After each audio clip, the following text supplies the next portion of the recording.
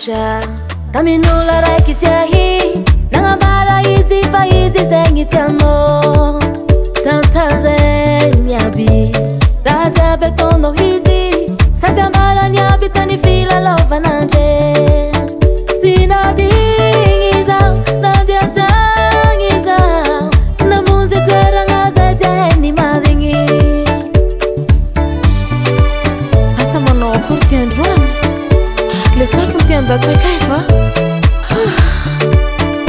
nahita maso fa tsy mila tantaraigny hitako aby anao nitolotologna azy. Nitomoagny zaho narary fô tsy nilady fa aleoko nody antragno satria zaho mbola tia anao sa hoe zaho mbola tsy vognogny sarake. Zaho mbola tia anao sa hoe antegna koa tia antegna tsy maintsy miaritry. Zaho mbola tia anao sa hoe zaho mbola tsy vognogny sarake. Zaho mbola tia anao sa hoe antegna koa tia antegna tsy maintsy miaritry.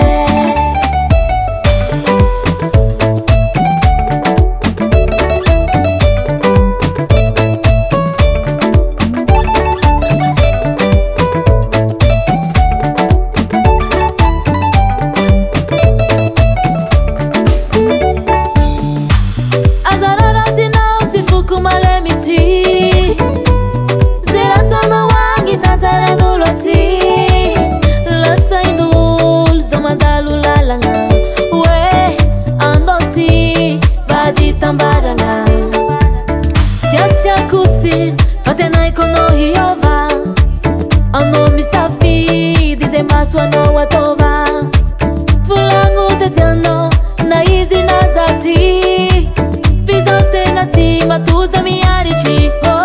Zaho mbola tia anao sa hoe zaho mbola tsy vognogny sarake.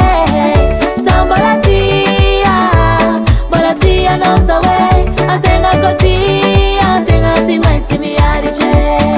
Zaho mbola tia anao sa hoe zaho mbola tsy vognogny sarake. Zaho mbola tia anao sa hoe antegna koa tia antegna tsy maintsy miaritry.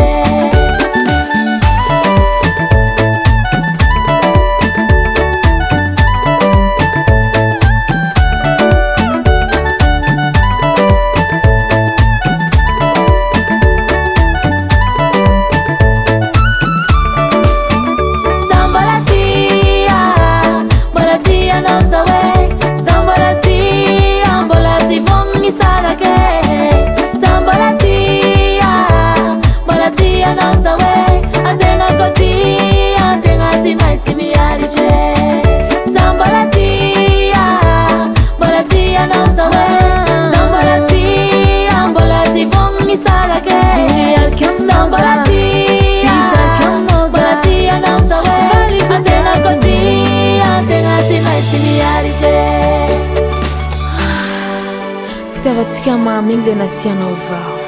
Baba Sam.